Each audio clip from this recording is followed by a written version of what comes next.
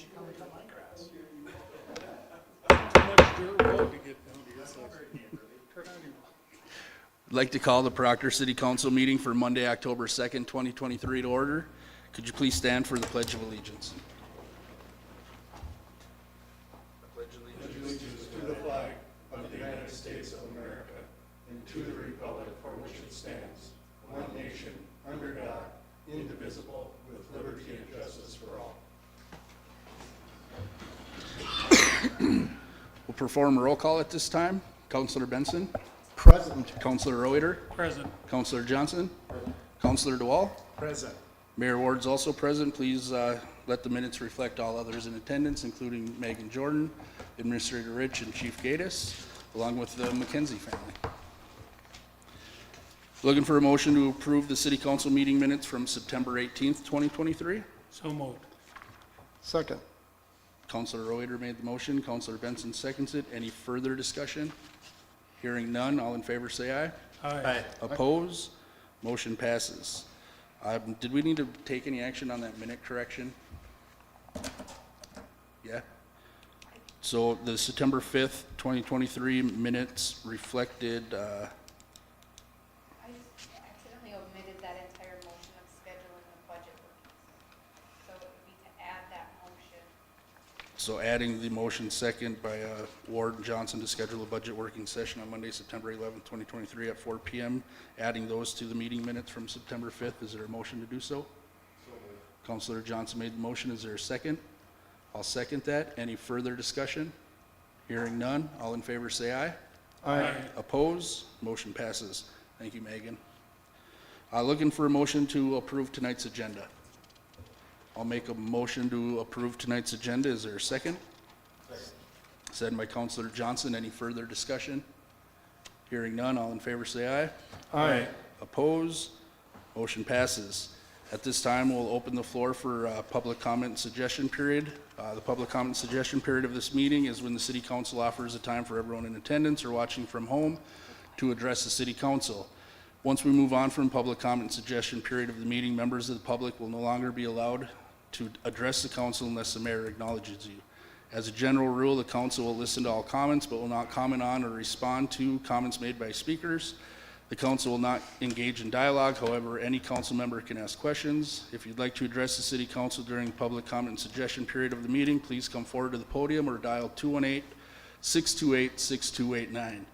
Before you begin, please state your name and address for the meeting minutes. Comments are limited to 3 minutes. Anyone addressing the City Council will be prohibited from using obscene, profane, or threatening language or boisterous conduct that disrupts the security the meeting or the security of the public. Is there anyone at this time that is interested in participating in the public comment and suggestion period of the meeting? You can come forward now, or you can dial 218-628-6289. And Senator Hochschild just graced us with his presence, so if you'd like to say a few words, you're more than welcome. Yeah.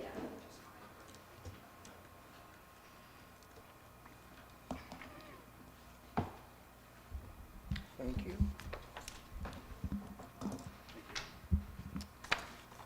Well, thank you everybody for having me. I've been meaning to get to the Proctor City Council for some time now since the session ended, so I'm glad that it finally worked out. I know that many of us have had meetings over the last several months about Proctor initiatives, about deliverables from the session, and then also just various initiatives that impact your community, much like other communities across the Northland. So I still thought, despite those interactions and efforts that we've had, that it was really important for me to come and speak directly with you all, just to kind of give you an update on the session. And then I also want to talk a little bit about things going into the future. So this was my first year, as you all know, in the state Senate, and we've had a lot of turnover across our legislators here in the Northland, which I think takes a big toll because we had a lot of seniority for a very, very long time on some really critical committees that were able to deliver substantial resources back to our communities.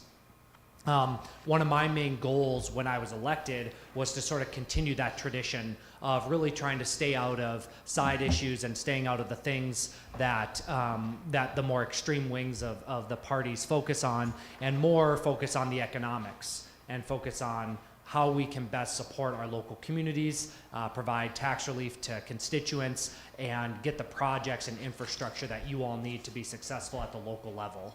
I was a city councilor, if you didn't know this, before becoming a state senator in neighboring Hermantown, and I just applaud the work that you do at the local level. I actually really loved my time as a city councilor because I think you all are the most in touch with constituents.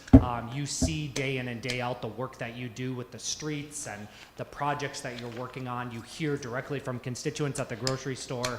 You are most in touch with what's going on. And I've had experience working at the federal level, state level, and that local level, and I can tell you that it's the most rewarding for you all at the local level. So I applaud your work, and I want to be a key partner for all of you in that work to try to make your job easier. So one thing that I did was that I worked really hard to get onto the tax committee. My two predecessors, Doug Johnson and Tom Bach, both served as chairs of the tax committee, which is, it's not just tax. Really, the tax committee at the state level is the budget committee. It's the committee that spends the money. It's the committee that has a lot of power in doing those things. So in that effort, I authored bills to provide more local government aid and county program aid to communities like Proctor. I believe we increased your local government aid by $100,000 a year, which hopefully will go to good use for you all to have that flexibility, knowing where you most need those investments.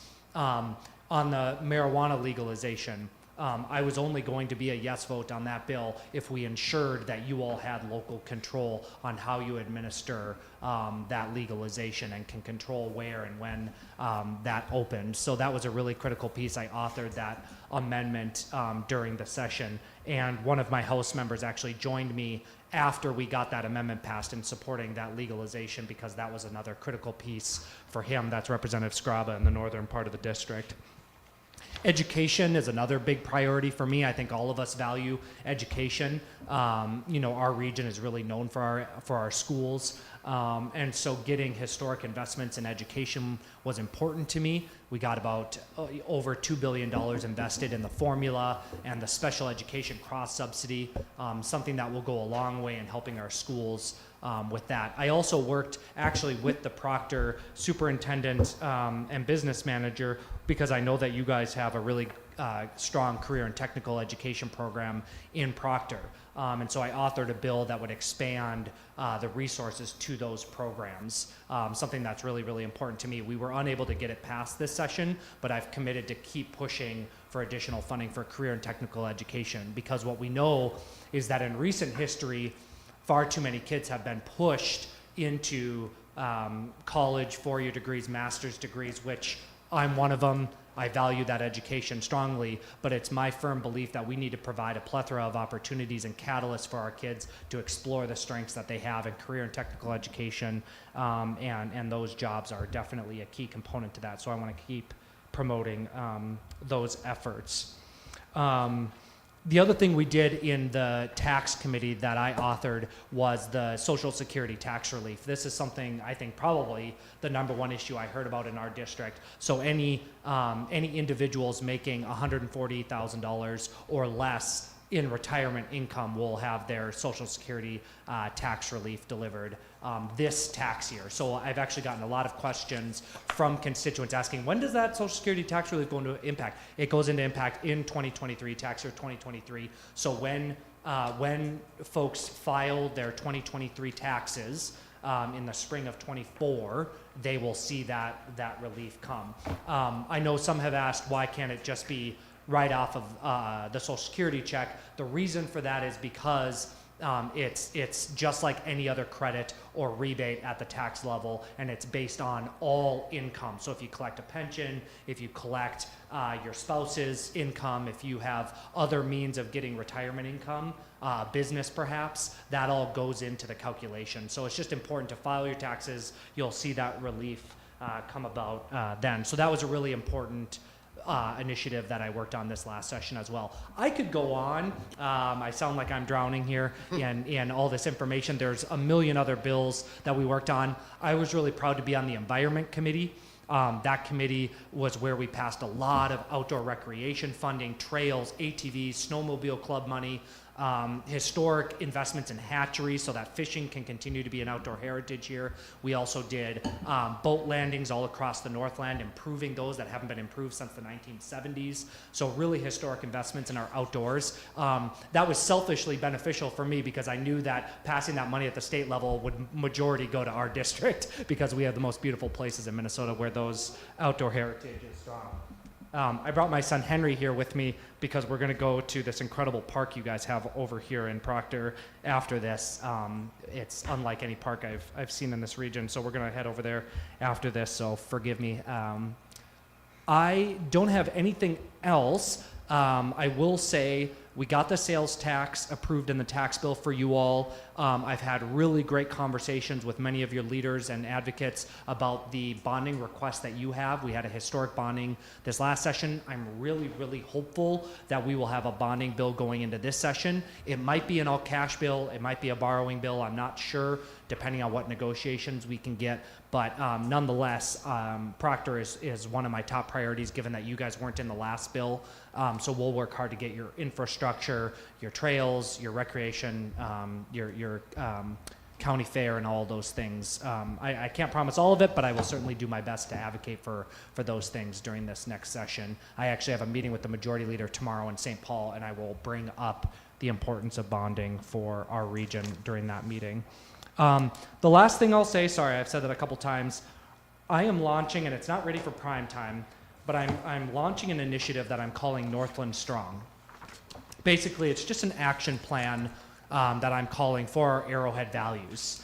There's 5 categories: strong families, an innovative economy, safe communities, protecting our outdoor heritage, and a state that works. A state that works means things like broadband. It means regulatory red tape getting cut so that our businesses can operate effectively. Outdoor heritage is the things that I just got done talking about that we invested in. Safe communities is our public policy, our public safety and our police funding. EMS services in the rural parts of our district that are really suffering. Innovative economy means making sure that mining is the past, present, and future of the Iron Range economy, but that we're investing in renewable energy and future projects like solar panels happening in Mountain Iron to this day. And then strong families are things like reducing childcare costs, passing paid family leave initiatives, making it so that people can raise a family here in the Northland. My family, we chose to live here. We're not originally from the Northland. We need more families to choose to either stay or move up here. And we need employers to have the capabilities of opening businesses up here so that they can employ those people. So looking at this holistically is important so that our families can be strong. So I bring that up because,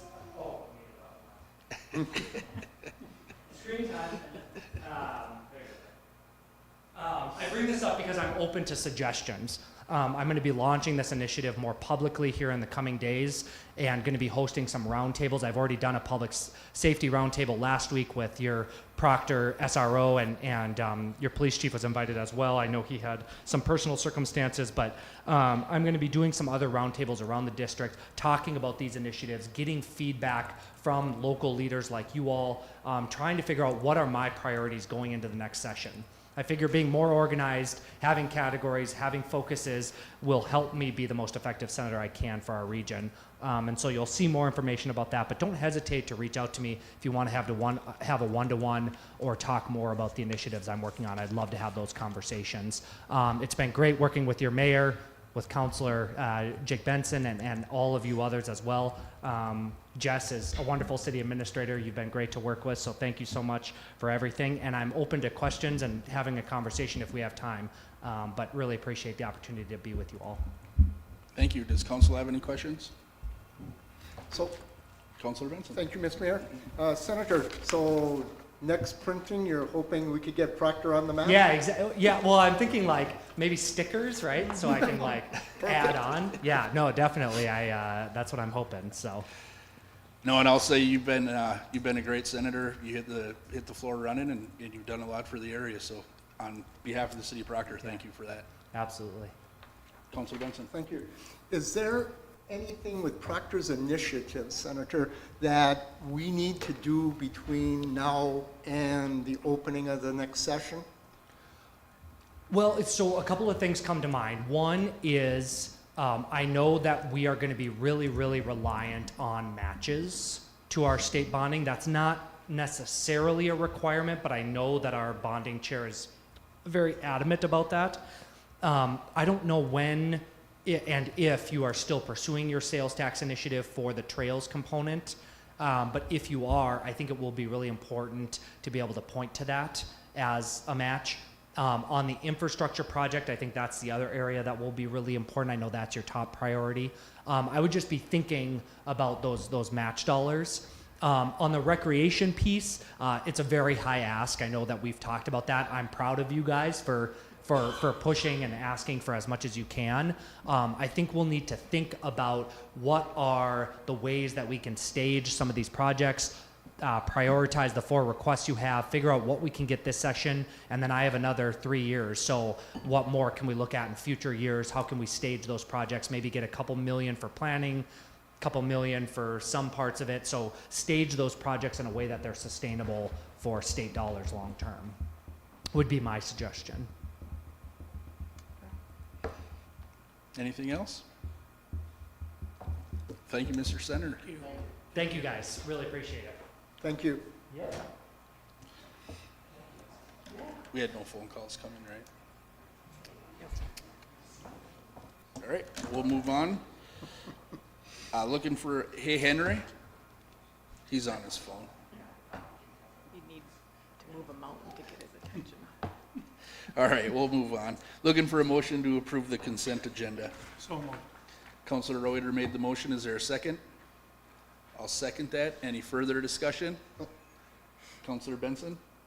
If we could pull the Kingsbury Restoration Grant for 1 or 2 quick questions? Yep. Any other discussion? Hearing none. All in favor say aye. Aye. Oppose? Motion passes. That will bring us to 1A, Kingsbury Creek Restoration Grant. Counselor Benson. Thank you. Congratulations on that grant. It's pretty impressive. Do we know exactly what sort of work will be done and when it's going to start? Yeah, we do. So they will start the planning process in over the winter months, and it includes re-meandering the stream to its original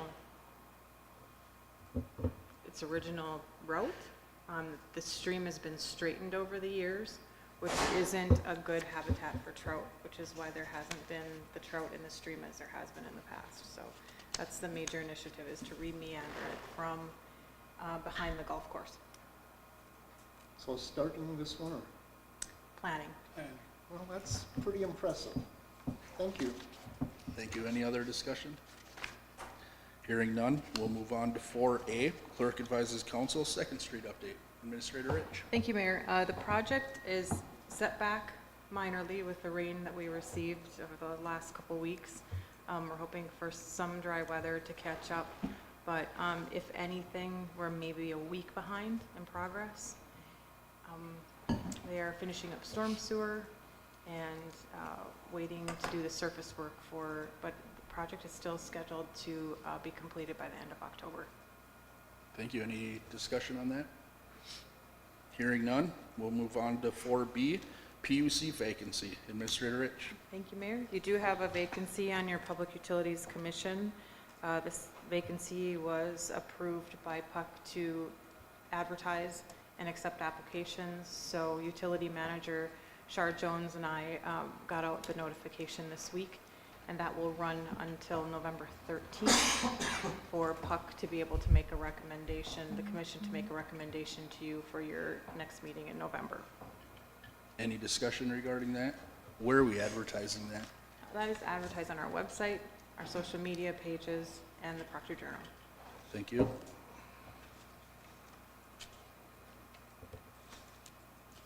Okay. No other discussion? Hearing none, we'll move on to 4C, Trunk or Treat 2023 update. Administrator Rich. And thank you. After polling city employees about their availability and their thoughts on holding trunk or treat on the weekend or the weekday on Halloween, we decided that we were going to go back to the more original intention or way we operated trunk or treat in the past, and that was the police department filling their squad vehicles with candy and placing them at strategic locations in the city where trick-or-treaters can stop and visit them. We'll get that list out of where they'll be located. You're more than welcome to join a squad, and I'll get those locations to you prior to Halloween, so you can join them if you'd like. Thank you. What day was that? On Halloween, on Halloween night. Halloween. Oh, on Halloween. Okay. Any Thank other you. discussion on that? Hearing none, we'll move on to 4D, ordinance 01-23, draft cannabis in use public places. Administrator Rich. So finally, we've been working with Police Department Assistant Jess Buse in drafting a cannabis use in public places. Rather than amending our current code to fit in tobacco use in public places, we're proposing an ordinance addition, a code addition that specifically addresses cannabis and THC use in public places.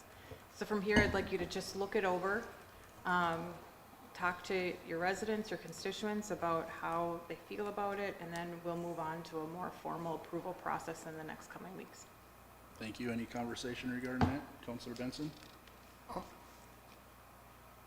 As we go through the process of creating this ordinance or updating, has there been any interest about cannabis shops now that it's legal? Have we had inquiries about Yeah. cannabis? None. None. I think everyone is waiting for the Office of Cannabis Management to put out more guidelines and what that licensing procedure looks like. I only was asking because I noticed that in some cities, they have a handful of applications already. Small cities like Proctor, which is kind of surprising. And also, I just wanted to know, the chief's not here, if there has been any instances of people using cannabis products on public sidewalks, thoroughfares, up until now. Up until now, Yeah, I On couldn't public speak. property Yeah, I or- couldn't speak for him on that matter, but I know that there was mention of it, of being able to smell it during Hoghead Days. It was evident, but it's hard to trace to who was using it. so what you're telling me is not only is my hearing going, but so is my nose. You just Thank weren't you. in the right place at the right time. Or is more so at night? Any other discussion on that? Hearing none, we'll move on to 6A. Under new business, resolution 36-23, raffle permit. In your packet was a resolution of non-objection to issuance State of Minnesota charitable gambling license. Looks like Synergy is looking to conduct a raffle on December 22nd, 2023 at the Proctor High School Gymnasium. Looking for a motion to approve resolution number 36-23. Second. Councilor Johnson made the motion, Councilor DeWall seconded. Any further discussion? Hearing none, all in favor say aye. Aye. Oppose? Motion passes. Brings us to 6B, Second Street change order, retaining wall. In your packet is a change order number 4 for Utility Systems of America in the amount of $8,400 for a concrete retaining wall. Looking for a motion to approve the change order. So moved. Councilor Reuter made the motion. Is there a second? I'll second that. Any further discussion? Hearing none. All in favor say aye. Aye. Oppose? Motion passes. Looking for a motion to go into closed session pursuant to Minnesota State Statute 13D.05 Subdivision 3 and 13D.03 for attorney-client privilege and economic development. Is there a motion to go into closed session? I'll make a motion to go into closed session. Is there a second? Second by Councilor Johnson. Any further discussion? Mr. Mayor, Councilor Benson. is the attorney on the phone, or? Attorney Bray is on the phone, and I didn't make mention of that during the minutes, did I? Okay, Yeah. he was just so quiet. Yeah, sorry. Okay, thank you. Any other discussion? Hearing none, all in favor say aye. Aye. Oppose? Motion passes. We'll go into closed session.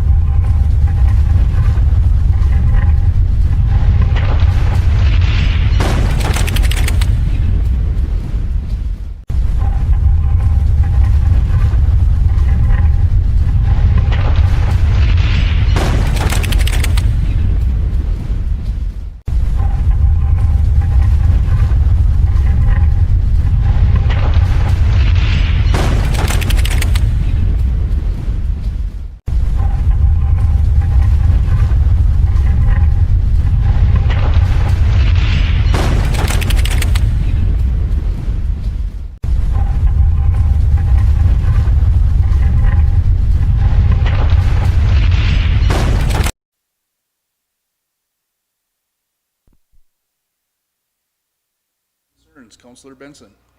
Thank you, Mr. Mayor. Just wanted to let the council know that I attended the SRO meeting with the senator, and I thought Officer Bradley and Sergeant Rebel did a wonderful job. They had great questions. Certainly the sergeant brought some insight, and also the chair of the police commission, Chair Giuliani, she was also there because she was interested. I was just curious on, there was a couple of new laws that just came into effect, one on September 7th, and that was the accessibility guidelines for pedestrians and public right-of-ways. And I was just wondering if those new guidelines are being incorporated into 2nd Street.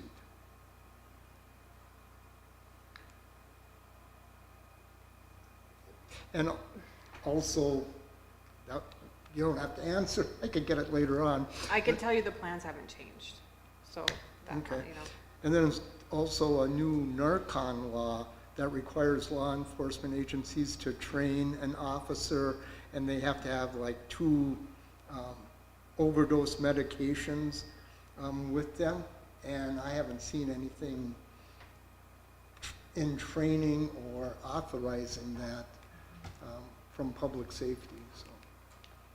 So most of the training that the police department receives, they receive either through patrol, through the League of Minnesota Cities, or through their other associations. So I don't know that would necessarily be something that would come in front of safety. They just incorporate it in their regular training.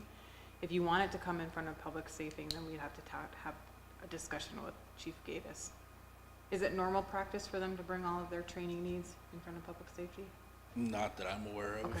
Maybe it's happened in the past, but Yeah, no, this is a new law that started August 1st, so, just for Narcan? yes. Because don't And the other one was September 7th for the accessibility guidelines. don't our officers carry Narcan already?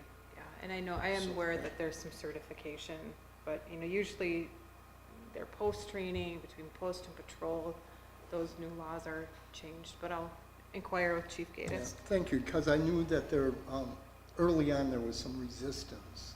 Well, if I can speak, two things were the expiration date on the Narcan, that it doesn't last forever. Right, Thank you for reminding me. Was the expiration, because a lot of it is just wasted because it doesn't get used. Second, the fire department was trained because they had a medical director, which is a position that will co-sponsor their ability to do that.